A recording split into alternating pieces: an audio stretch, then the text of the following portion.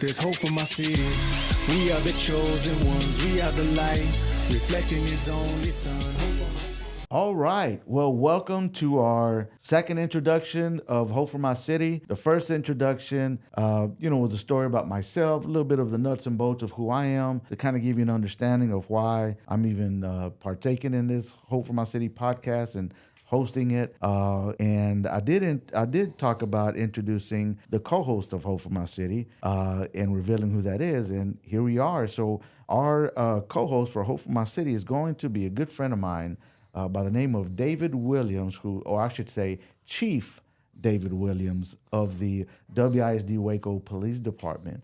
Can you share a bit about your background and your journey that led you to your current role as a Chief of Waco ISD Police Department? Sure. Growing up, I grew up in small town. Yeah. Small town Texas. And it was like I was always stopped by the police. Oh, Okay. So that was one of the things that, for whatever reasons, I have no idea why they always stopped me, but, small town Texas. Yeah. Always pulled over, always the negative encounter. Okay. Didn't do anything negative, but the encounter was always negative. So, it made me feel like, police officers are terrible. They're bad. The stereotype that they helped me feed into that stereotype of the negativity of police officers, just being bad people. Right. And so I was like, one day I'm going to be a police officer so I could be that one good police officer out there to treat everybody fairly. Wow. So my motivation to actually start me on this journey was because of the way I was treated by police officers. We can always say what the problem is, but we never offer a solution. And so I made it, a point of mine to be able to, I guess, go on this journey to become that good police officer. Yeah. And it's been really grateful because of the different people that have been in my life throughout my career with doing this have really set me up for success. Okay. Real quick, what made you tell us about those feelings that you had before you became a police officer that led you to saying, I want to be a part of the solution. I want to make a difference. Talk about those feelings. A lot of negative feelings, because it was just, how can you treat someone like that? You're treating people inhumane, and the thing is with me having a strong family unit, and being able to have those conversations with them, that's what helped me, with having that mindset of doing something about it. Rather than acting a fool, let's do something about it and let's be positive. But I mean, it was a terrible feeling. It was terrible. And, you would get anxiety. I know I'm coming into town. I know I'm getting ready to get pulled over. I know I am. It's getting ready to happen. They're going to stop me. They're going to have me get out of the car. They're going to put me in handcuffs, sit me on the curb. They're going to search it and everything, And always happened. Never failed. Really? Always happened. And it was terrible. And so I was like, I got to speak out. I need to do something different. Okay. And I'll tell you, it was one thing that happened to me, and it was a police officer, really nice guy, really, really nice guy, and he was telling me how great police officers are, and I was telling him, no, they're not, and this guy was actually a police officer in Robinson, and it's crazy because yesterday I got the opportunity to tell him thank you for giving me that positive insight on police officers, and, it was him, and I'll tell you his name. It's Casey Phillips. Okay. That's his name. Shout out to Casey Phillips. Yeah. So it was real cool to be able to tell him that yesterday when I saw him at the gas station. But he was one of the people who influenced me into, becoming a police officer because of the great things that he said. And, me and all I ever had to deal with was the negative part of it. And him giving me that positive outlook on police officers. I was like, this is something that, if I did this, I could be that good officer. I can do this. And so that's what really motivated me. Wow. Thank you for sharing. Yeah. Go ahead. Um, I'll ask the next question. Next question I have as we continue this interview is, as a law enforcement officer, what motivated you to join the forces of a former ex-convict turned pastor to co-host this podcast? simple, simple. This is the simplest answer I can give you. Like-minded. Mm. Like-minded. That was Okay? said like-minded. Yes. Amen. And and the thing is it doesn't matter what your background is, okay? Because we all have to have a background to have a future. Mm. And the thing is, and I know that, you know, your background that you have, my background that I have, we put that together, and now we can make a lot of difference because we can give informed information about making better choices. Mm. Okay, we can give it from both sides of the spectrum, Yeah. not just, well, I think I know. No, this is what you need to do because look here, my brother, he did this, and he can tell you it don't work. And Amen. so me, from my perspective, I can testify that no, it doesn't work. And if you do that, this is what is going to happen, Yeah. And so with you getting it from both ends of the spectrum, it makes it a lot easier. And, and good people just have to be around good people. And I mean, it is what it is. You're a great guy.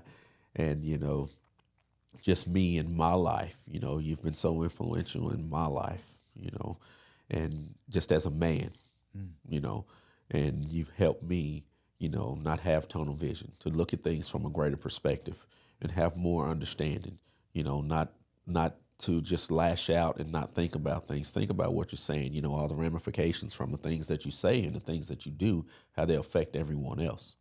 So, I really appreciate that. You helping me with that patience. Amen. Amen. Amen. No, and to piggyback off that is, I shared last week, in the last introduction where I was talking, a lot about the reasons behind all that, but I didn't share about, us coming together. I wanted to reveal who you were as a co-host, and didn't say anything about law enforcement or anything like that. but it's a big deal. It's a big deal for us to come together. For me, I really hated law enforcement, with a passion. And that was the lifestyle I lived was, I was doing things that required law enforcement to to engage with me, Right. And but the lifestyle that I lived was I was on this side of the team. That side of the team is against me, and so I'm against them, and Right. and I really took that to heart. I took it and ran with it as a young person.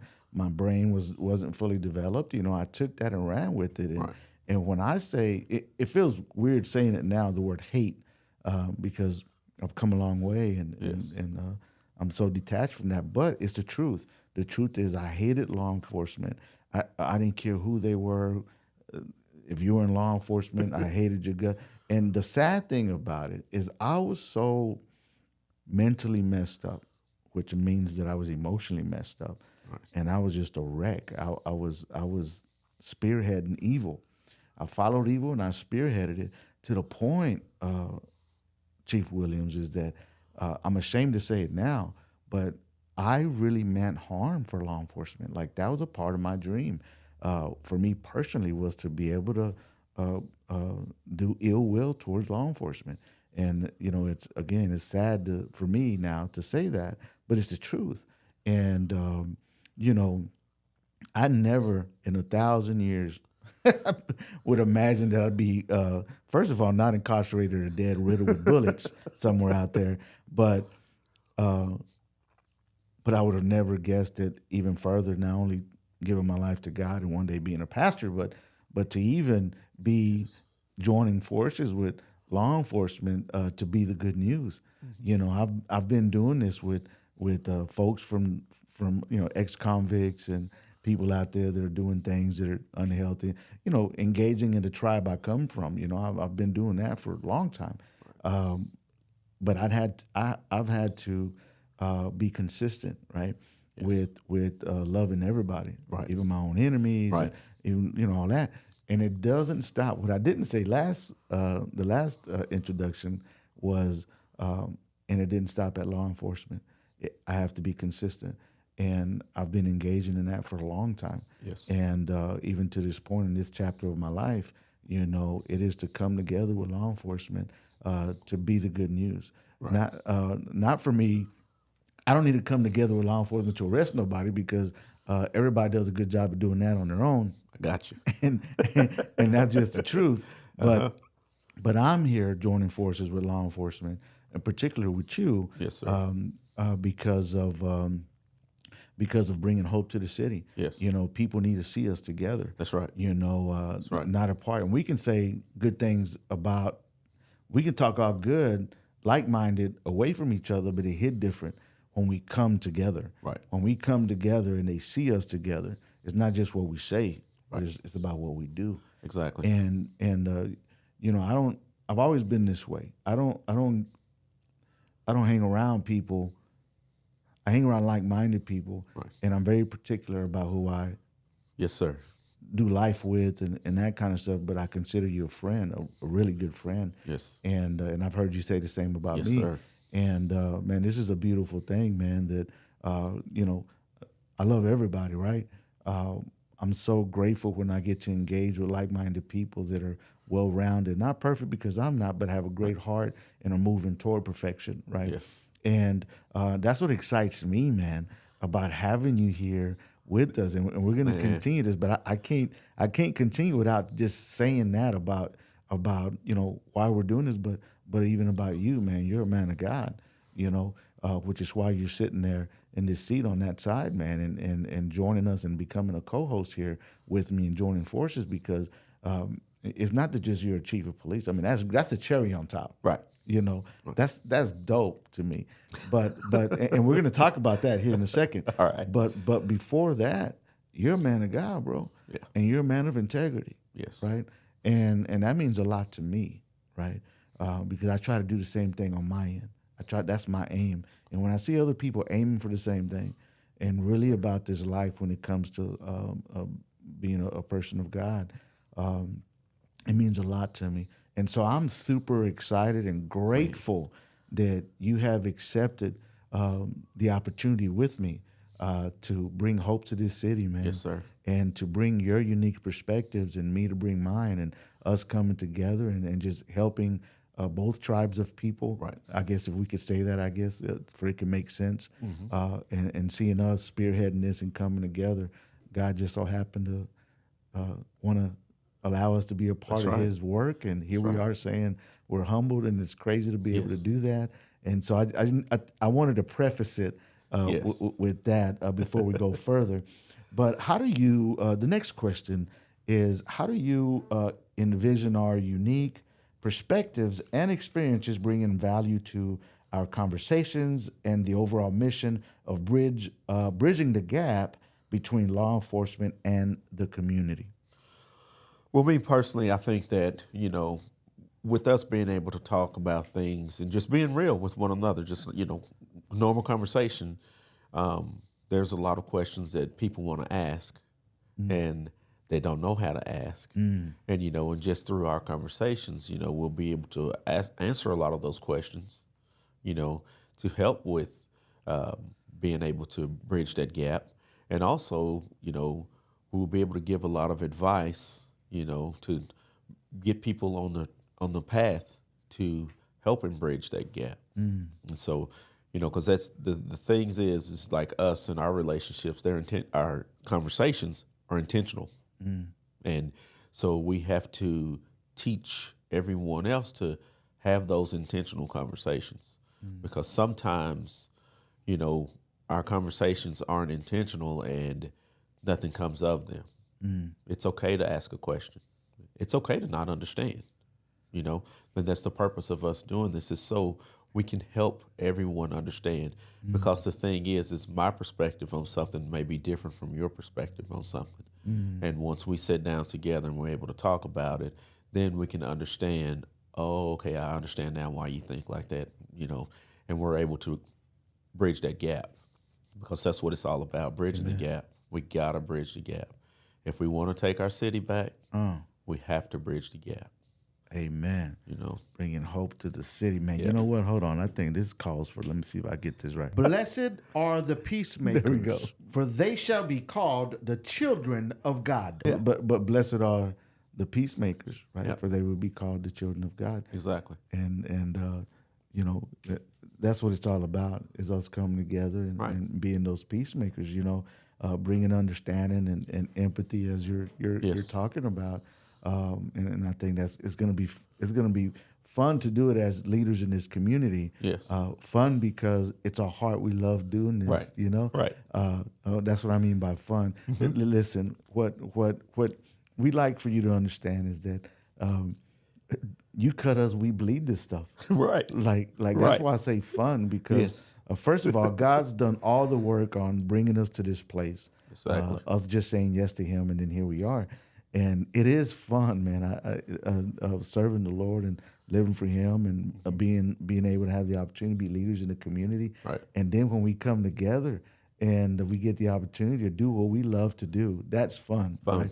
It doesn't come without problems. It doesn't come without conflict and the resolution thereof needing, But it's something that we love to do. And when you love to do it, no matter how hard it is. That's right. You just Nike check it. You just do it. And you get her done, right? And I tell the kids all the time, hard work is fun. That's right. You got to have that mindset. That's right. Hard work is fun, and we're loving it. This is hard work. Yeah, but it's fun. That's right. We're loving this. Yeah. Yeah. There's nothing like being able to do what you love to do. Yeah. The next question I have here is, how have your, Chief Williams, how have your personal experiences in law enforcement shaped your approach to community relations, and what's your hope for strengthening those relationships through this podcast? Well, I mean, it has greatly shaped my perspectives. Just dealing with the people. I'll give you a prime example. I worked on the street for years. Okay. I left the street. My chief at the moment was like, hey, I really like the way you're working out here with these children and everything. Mm-hmm. He was big on community policing. Mm-hmm. Mm-hmm. And so, I'd get out and I'd go throw football around with the kids, baseball. I'd get out and run with them, play basketball, whatever, just out engaging, engaging the children in the community that I worked in. And a lot of the citizens didn't like that. And so, what do you mean by that? They didn't like me being out engaging the children.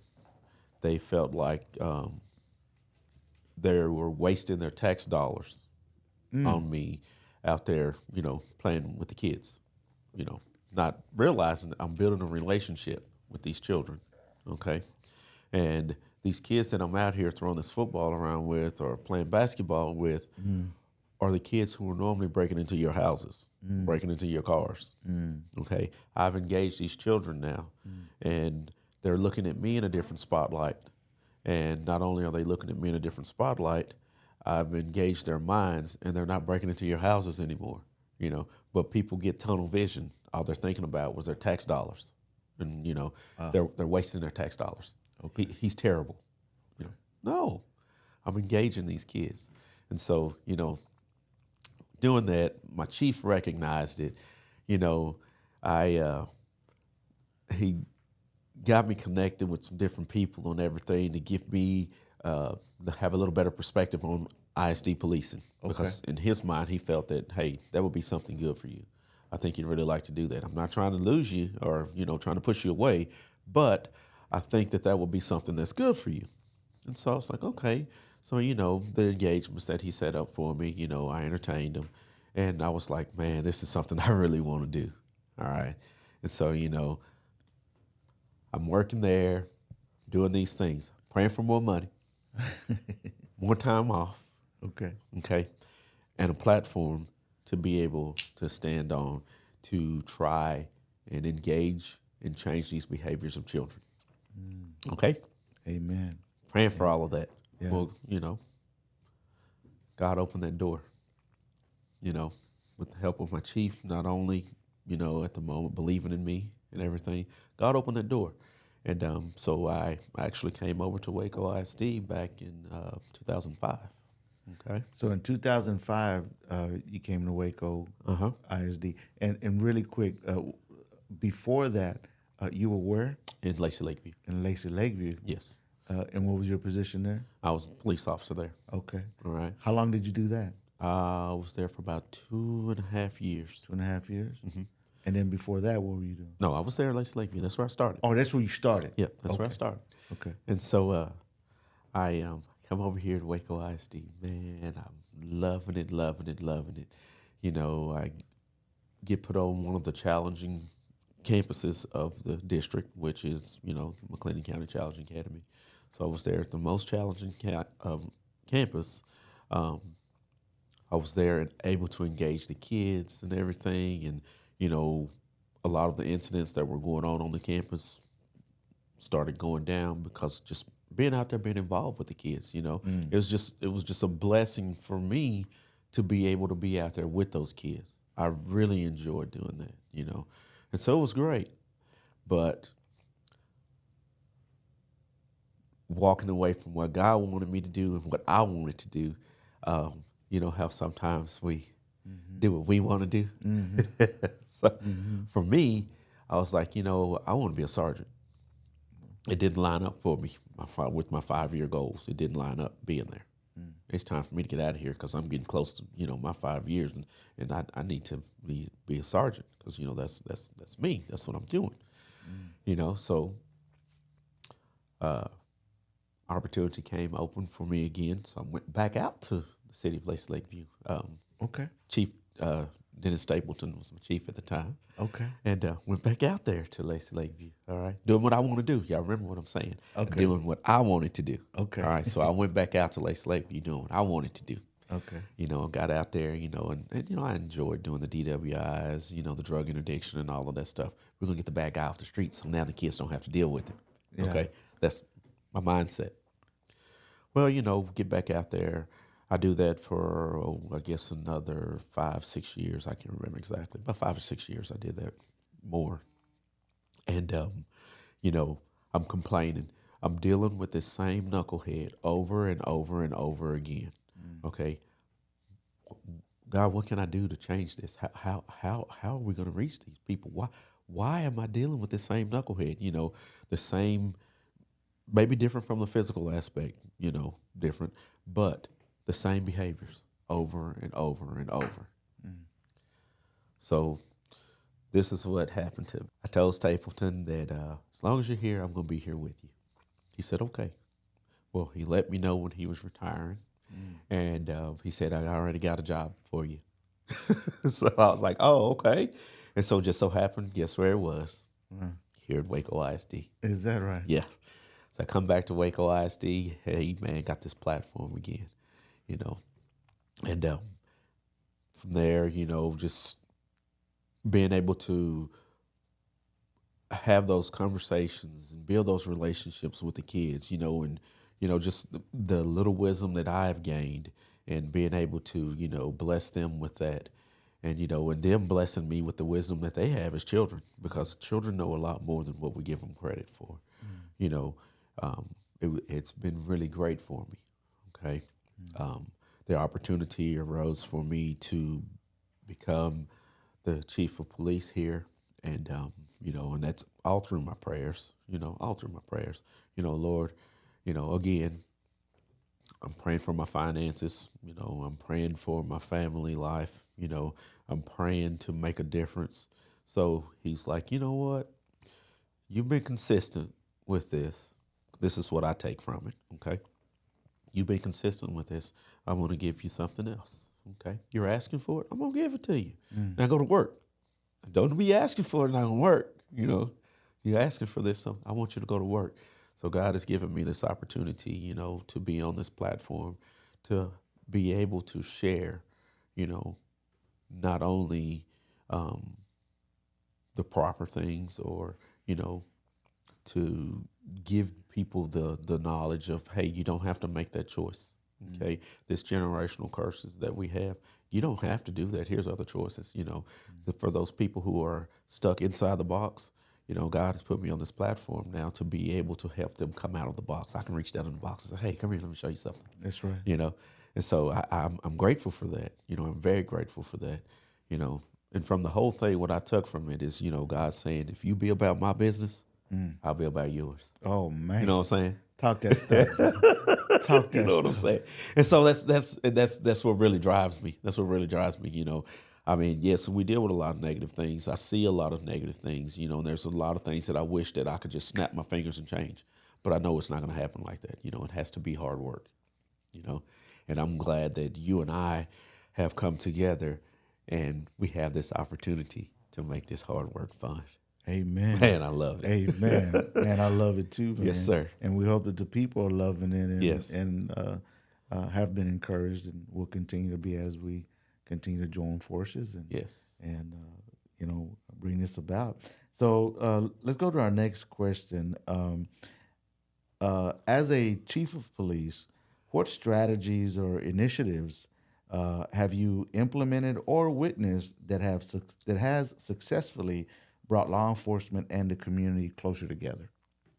Having the different engagements with the community. Okay. You know, when you have your community engagements, you know, that gives people an opportunity to see us in a different spotlight. Okay. Because the thing is when you call the police, you're calling us to come and fix a problem that's happened at the house, or whatever, you know. And usually when we come to fix that problem, somebody usually goes to jail, you know. And so that's the spotlight that people see us in, you know, is when the police show up, somebody's going to jail. So it's a negative. So when you have your positive community engagement events, you know, where you invited them to come out, you know, we do our national night out. We want you to come out, and we're going to bless you. We, you know, giving you the food and just meeting that need that you have, you know. It's a bigger picture than what we're seeing, okay? Yeah. It's a bigger picture. You know, we're meeting that simple need. And, you know, people are saying that, hey, you know what? We went to that national night out. I'm not hungry tonight.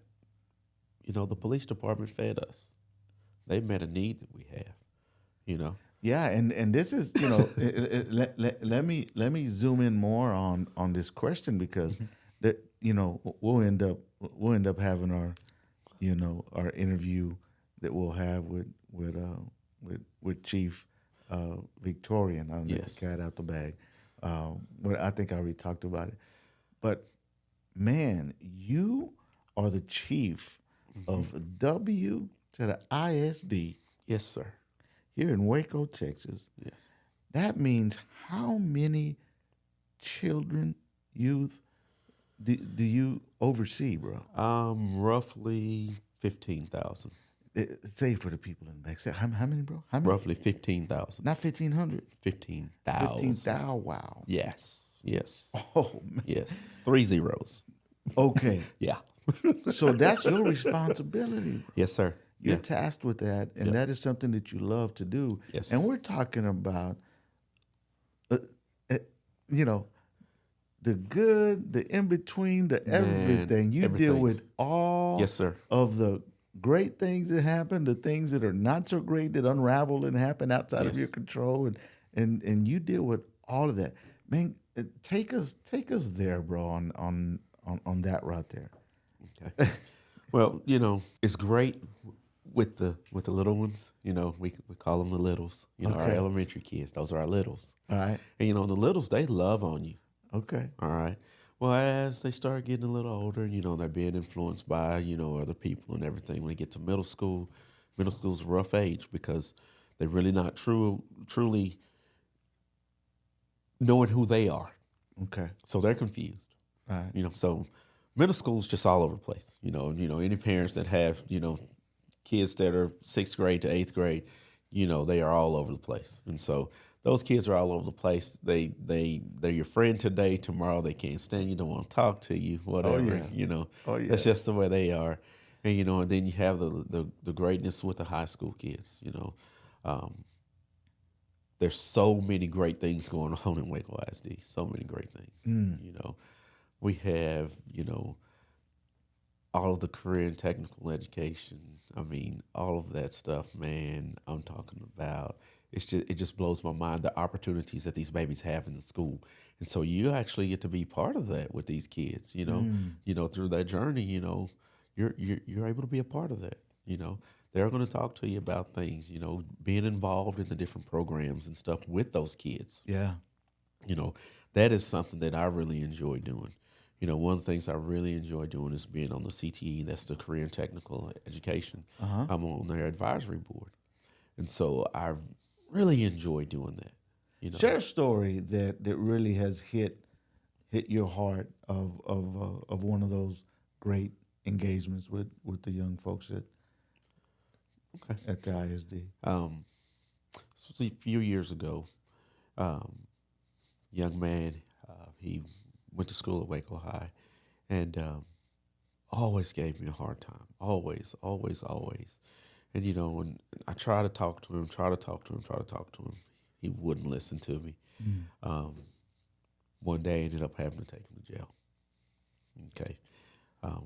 He had to go to big boy jail. He was beyond the age of going to juvenile. Okay. On the way to the jail, he told me that he was going to get me back.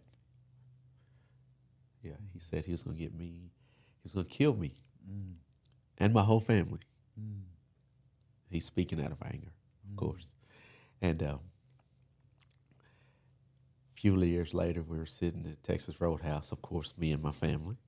And I see the kid walk through the door. So immediately I'm thinking, it's about to go down. So, you know, that's what I'm thinking. I know what he told me. And, you know, and I'm not taking it lightly. If he said it, you know, it's a possibility that he's going to come back and do it. He's been pretty consistent with his negative behaviors, you know. And so I see him. So, of course, you know, my family and I, we have plans, you know, whenever we go anywhere to eat. You know, everybody knows where the exits are. You know, we have a plan together. So if something does happen, everyone knows what to do. And we're going to get out safely. And so, man, I hate to tell them this. Hey, y'all, listen. Okay, I need y'all to remember what we said, our plan, you know, just in case we come upon a threat when we're out somewhere, or we possibly come upon a threat. So remember the plan. And so everybody's okay. Bro, wait a minute. This is what you have to do? Yes. When you're out in public eating with your family? Yeah. Okay. Have to stay cautious all the time. Okay. You know, people, like, of course, that's why we got to bridge this gap. People do not like the police. Okay. Continue with the story. Sorry. I'm just being transparent. Go ahead. And so, you know, hey, y'all remember the plan. Let's continue with the plan. We're ready. And, of course, you know, I always carry my weapon for protection, you know.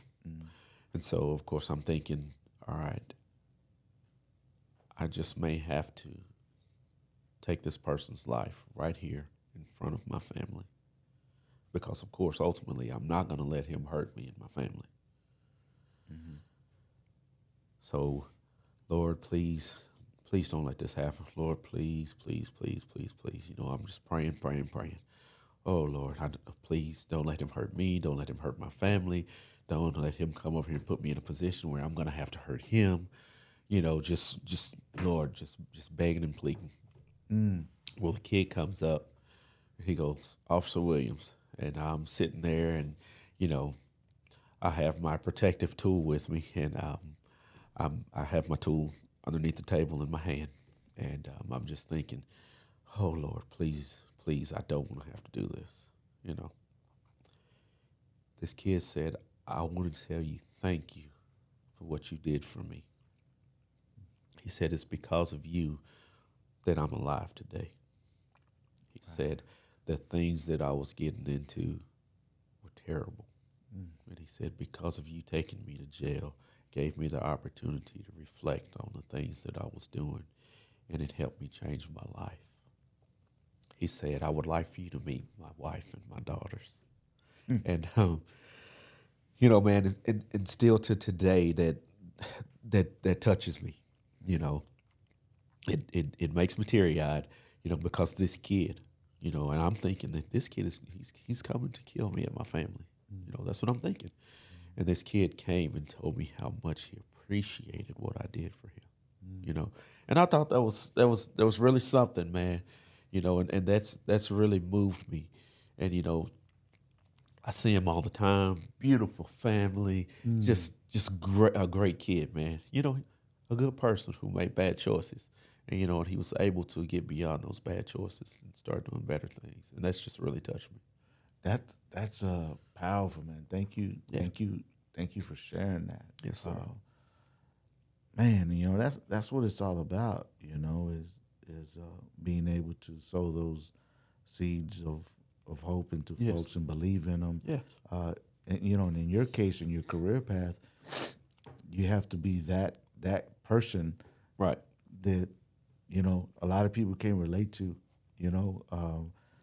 Except for being in law enforcement, that you love people. Maybe some of us as parents, where we got to discipline, administrate discipline, but we love them, but that becomes tough. And I know Right. I know that's different. You're not people's parents in the sense, but I'm trying to relate, but I know I can't necessarily. But for you to have to do your job, and part of doing your job, gets you engage with us in the community when we're at our lowest, Right. And as you engage with us at our lowest, you plant those seeds of hope. You have been a person that affirms the dignity in others in this city, right?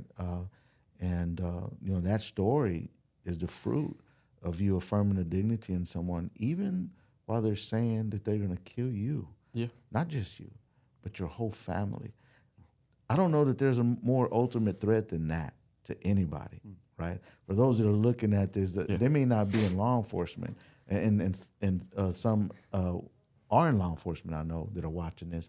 But Yes. for those that are not, man, if that's us, we're natural humans too. Right. Unfortunately, I'm gonna speak for those of us who who are a little thrown off. Man, that could go really bad. Yeah. When there's no discipline, definitely. when we're not disciplined and when we're not praying, Right. you have God that you're praying like a monk, right? Yes. Which I can relate to. I've had to do the same exact thing. Yes. But what a beautiful story, man. For those that are from the community that are not in law enforcement, I've had to do the same thing. Being a man of God. He's speaking from being a man of God, right? And I've been. I'm not as strategic as he has been, telling his family about the exits and where the. In fact, I don't even tell the family about nothing. But my wife would know, and she'll see somebody walk in, and she knows there's problems, or there's been problems, or there's a history there. It makes it really hard being a man of God or a person of God, whether you're a man or woman. But for me, being a man and being from this city and having so many problems, having to identify with that, God has moved. Right. And I'd be there praying like a monk too. And I'm like, oh, Lord, last time we seen each other, it was back in the days and guns were drawn and there were shootouts and it got ugly. Right. And so I've had those moments where I turned to God, and God was the one that gave me the hope that I needed, the peace that I needed to anchor me in those moments, because they happen. They do. I think we can relate, at least on this side of the community, to that pressure. Right. And then if you're a person of faith and you understand that when you have your God, when you have God that you can turn to, man, it hits different and it helps you differently. And it helps with the disciplines, spiritual disciplines that are needed in those times. And you were saying something key, that you didn't want to have to do that. Even though you were in fear, even though this person was consistent. I think that's a key point to make, that this person had a track record. Yes. We're not just talking about anybody that said that, but this person could back that up because of their behavior patterns, right? And so I think that's a key point to bring up and make sure. But thank you for sharing that. Mm-hmm. Man.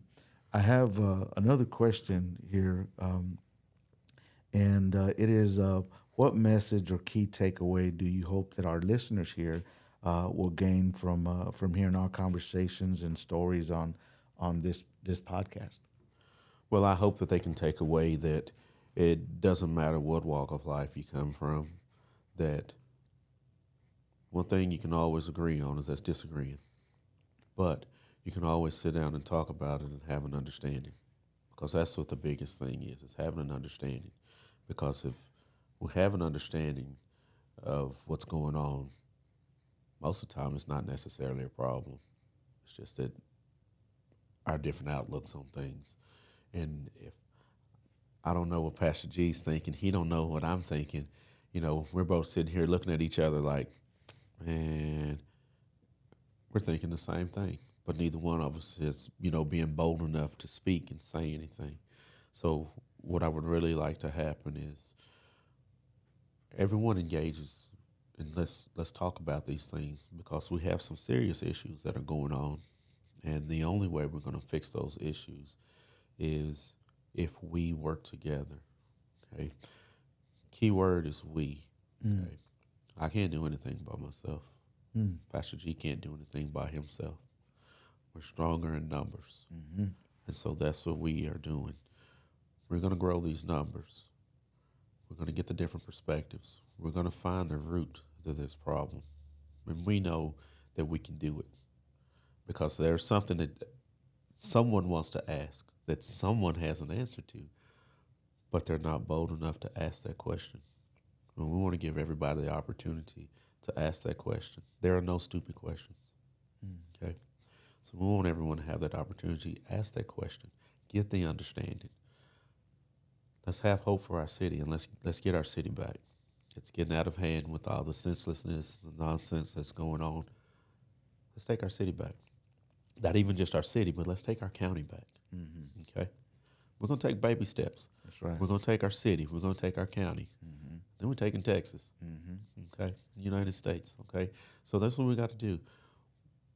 Our efforts is going to be we're not going to be doing this selfishly. That's right. We want to help everyone. Okay? So please,